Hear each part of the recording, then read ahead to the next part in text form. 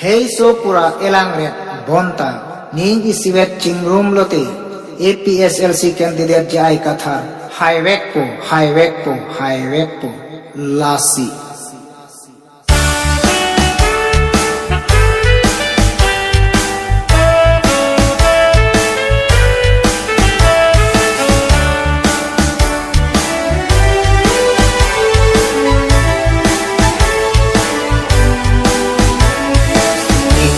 Chingrum lona jai kathar pahai lona kheisu ing lomara ke doa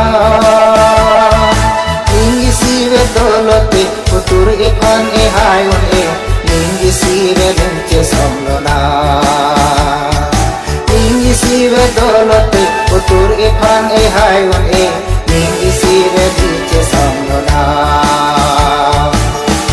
turnan sokar bidoa songlona turnan sokar bidoa Purawan nandice songlona Ningisi chingrum lona jai kathar pahai lona kheisu ing lomara ke doa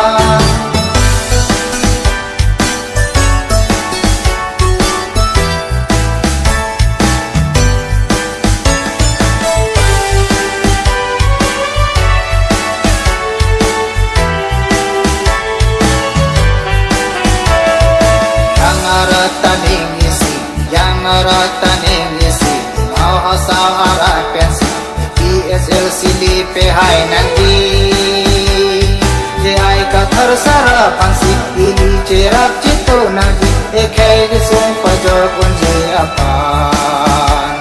jai kathar sara pansi ili cerap cito nanti ekai disung pajor kunji apan turman sokar bidoan Purawan nandice songlona turnan sokar bidoa Purawan nandice songlona Ningisi chingrum lona jai kathar pahai lona kheisu ing lomara ke doa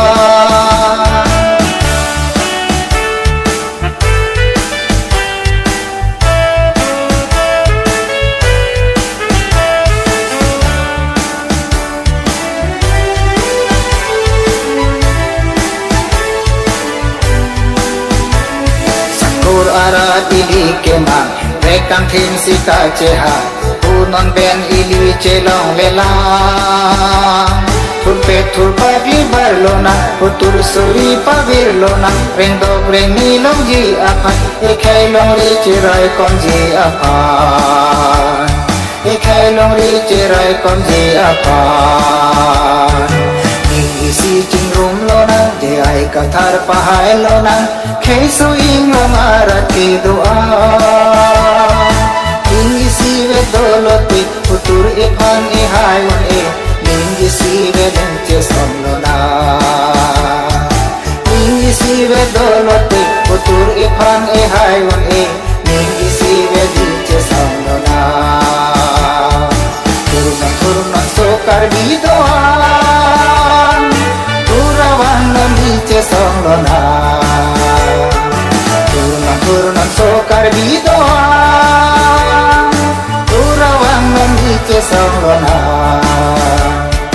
Ningisi chingrum lona jai kathar pahai lona kheisu ing lomara ke doa